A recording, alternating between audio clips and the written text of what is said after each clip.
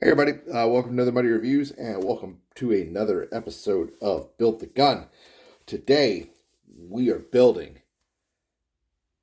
an Australian M4A5, and I know most of you are looking down at this video because that's the orientation we're in, and you're saying to yourselves, Muddy, that's an M4A1, mate. That's not an M4A5. Well, you're wrong, it's an M4A5. But you're also right, it's an M4A1. So what this is a Tokyo Marui next generation recoil shock M4A1 SOP mod. So the Australian designation for the M4A1 SOP mod is the M4A5. That's what they call it, and it's basically just the nice armament railed M4. That's it. It's your standard 14.5-inch barrel. It's got your standard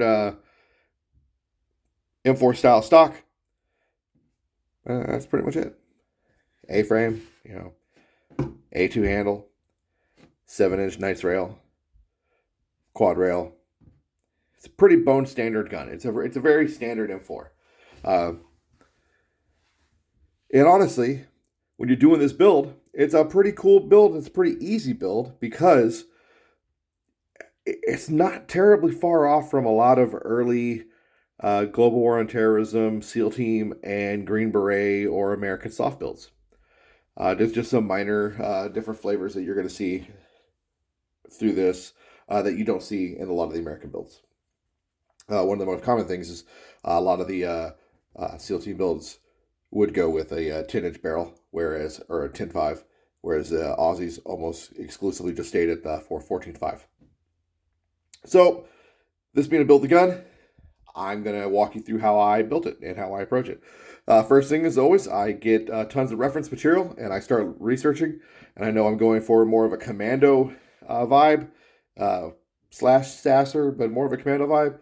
And then I go from where I like to approach, and I like to always start when I get a new gun. Is one of the first things I want to get is a front grip of some type, because I don't want to chew my hands up, even if I'm wearing gloves or not wearing gloves, especially if I'm not wearing them on the quad rails, because these can be meat grinders. So I looked and I researched on what kind of front grip I would need, and I discovered that the Tango Down was a common grip in use. And just so happened I had one in my parts bin left over from my deployment because I got to keep mine, and that's what I went with. Tango Down acquired, Tango Down installed, and Tango Down painted. It's on the gun.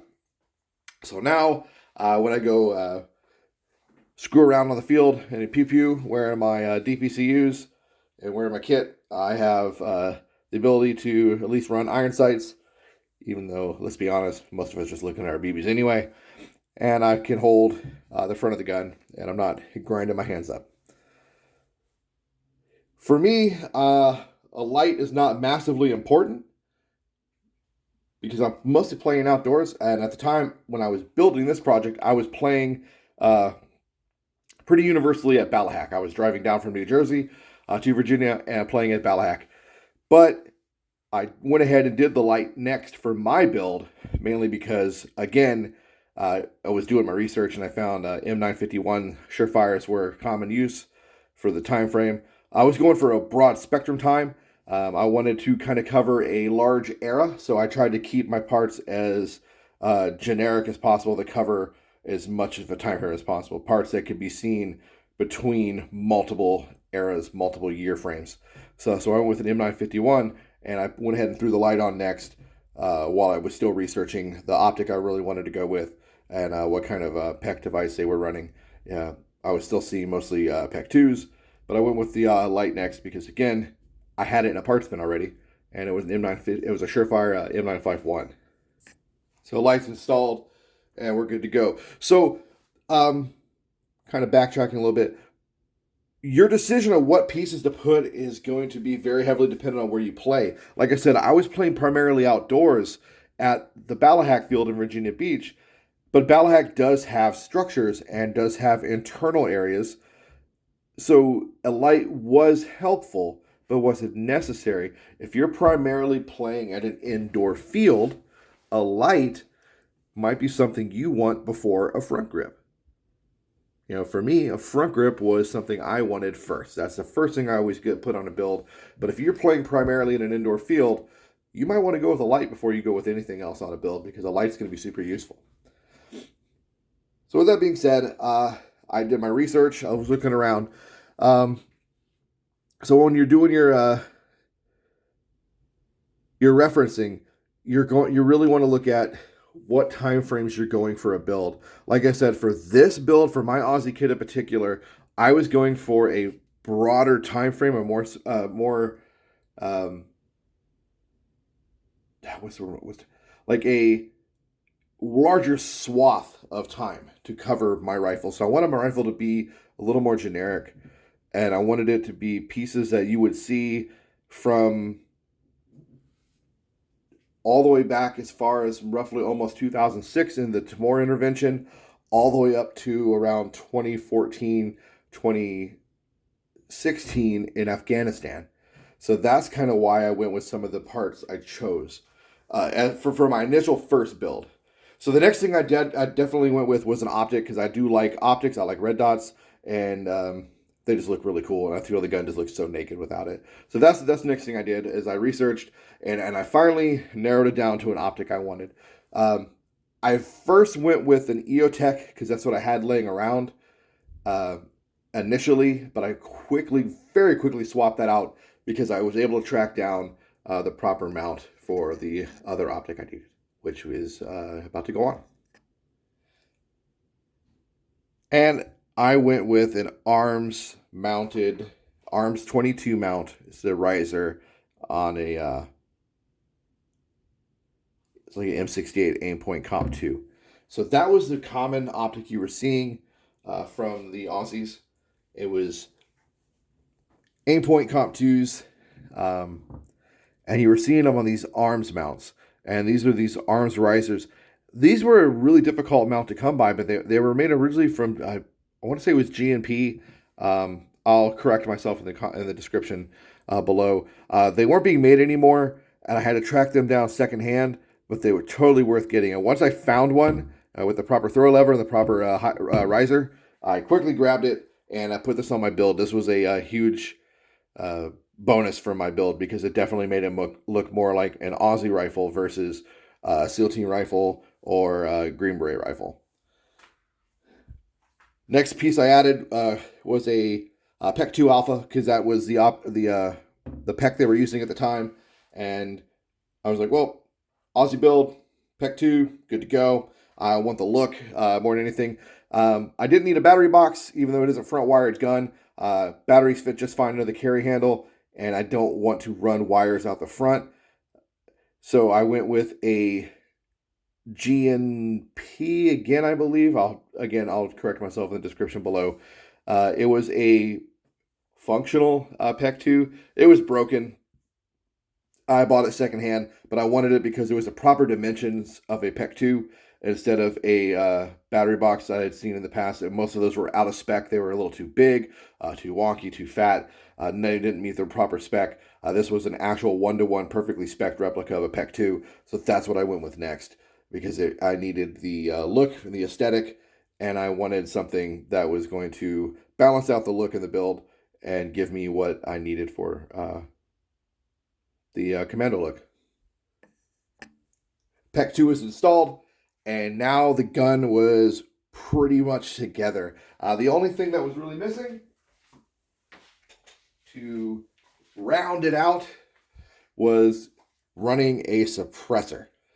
For whatever reason, the Australians really enjoy running suppressors. It was super common to see them running suppressors on their rifles, even at the 14.5 length. And they were running Knights Armament QDs, the Block 2 Knight suppressor. So I did some digging to find one. I couldn't find any brand new ones, weirdly enough, so I had to get one secondhand. And that's the last piece I added because it was purely cosmetic. Served zero purpose on the gun.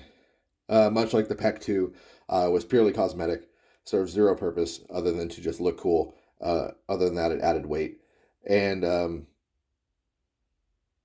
let me back this train up a hair. The main reason I went with the PEC 2 versus 15 was although the PEC 15s were being seen on Australian rifles, it really narrowed down my time frame, and I couldn't run it would kind of pigeonhole me into a shorter year space, whereas the PEC 2 were still being seen even in the same era as 15s, and it gave me that, like I said, that broader scope, that broader berth, and that's what I was going with. But the last piece I wanted to add for the build was that suppressor to give me that little bit of just Aussie flavor. Suppressor added, and now I've got a completely Aussie flavored out M4A5 build. Again, like I said at the beginning, this is pretty much a SOP Mod Block 2 rifle, just with some minor Australianness painted up. They run the can a lot. PEC 2s were common way past beyond the time when most units had switched to PEC 15s. The arms riser was a very common item seen on the Australian builds, whereas you didn't see them as much on American builds. I mean, I'm sure you saw them, but just not as commonly. The 951, you had the Tango down grips, aim points. You're seeing those all along the time frames, even past times when other units had switched to other items. You were still seeing them very commonly used within the Australian Special Operations Commands. So now I'm going to really quickly show you some substitute items that I would substitute from time to time when I wanted to narrow my time frame down a little bit and just have a little fun with the builds.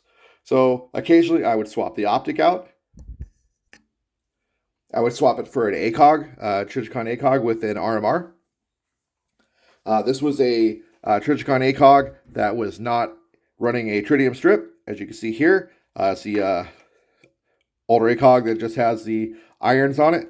And then the RMR itself was not just laying on top of the ACOG, but it had a Trijicon wing mount as a solid wings. And that was a Australian thing. I'm sure other units use them as well, but it's very specific, used by the Australians. So when you had the RMRs on there, you weren't going to see them just sitting, floating on top of the ACOGs. You would have them protected by these wing mounts. So that was a must item for an Australian build.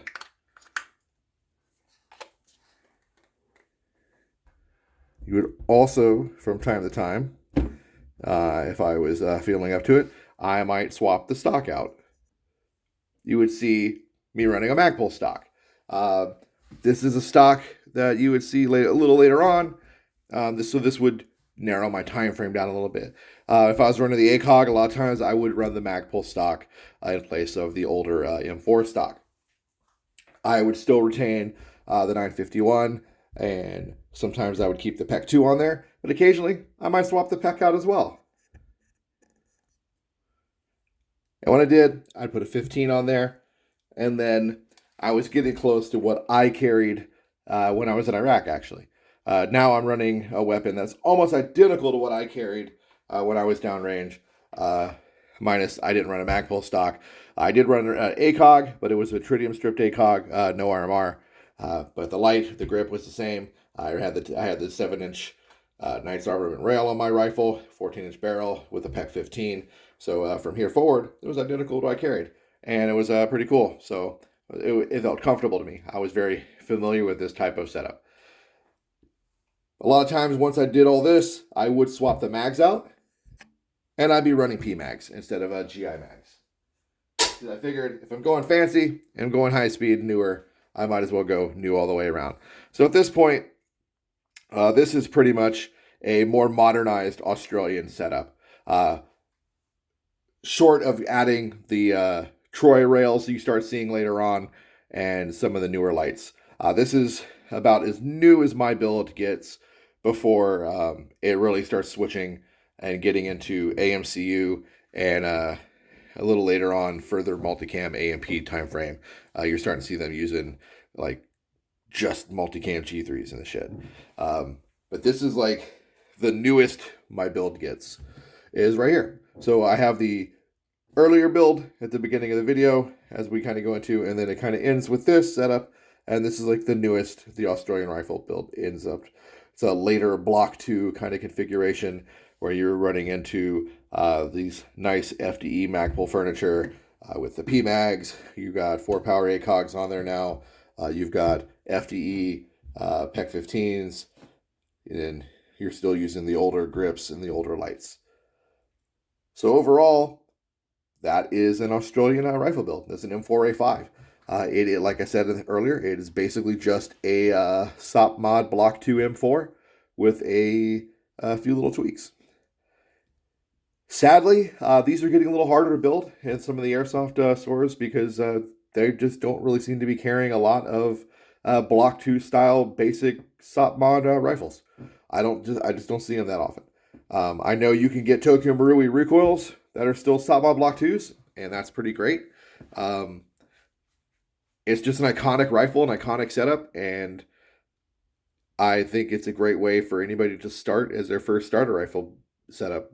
They're easy to build upon, they're easy to set up, and the cool thing about this rifle build is even though I built this for an Australian kit, I could run this with a Green Beret kit, and it wouldn't really, it would pass the sniff test. I could run this with a SEAL kit, early GWAT SEAL kit, it would pass the sniff test. I could run this with an EOD kit. I could run this with probably a earlier Army Ranger kit. It would pass the sniff test to a small degree.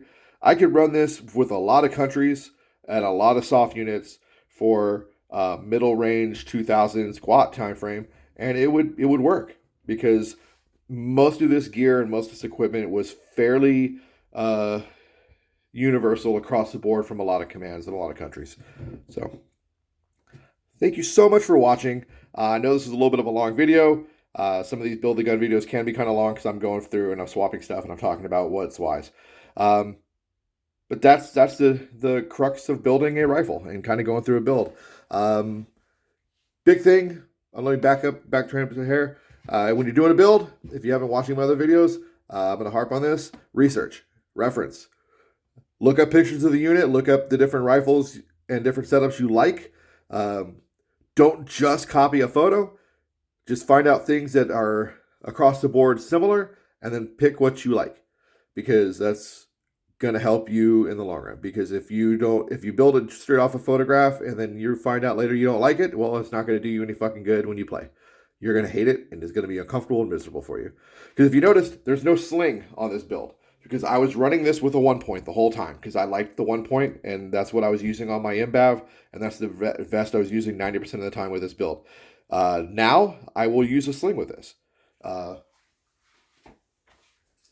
use a custom DPCU 2-point because I'm using a Eagle DPC now, and I don't like the 1-point with the DPC. So, food for thought. Sometimes you gotta adapt and overcome and change. But yeah, reference is king. Don't just build something based off of a photo because that's dumb, because you're not that person in the photo, you're your own human. Look at the pictures, take advice from the pictures, but make it your own. And yeah, get out there and have fucking fun, man. Again, like I said, sorry to back that up, but I had to put that out and I forgot. Thanks for watching. I hope you enjoyed this. If you've built your own Aussie rifles, man, let me know. Share it in the comments. Let me see. I want to know about it. If you have any questions about anything on here that I maybe didn't go into detail on, or maybe I've never done a video on, let me know if you want to see a video talking about any of these parts, and I will go deeper into it. And if you have any other comments or critiques, I would really like to hear it, because I'm always trying to make this channel better. Get out there, guys. Build some kick-ass airsoft builds. Play. Use your shit. This is a fucking wonderful hobby, and it's a great training tool. That's all I got for you. Have a wonderful day.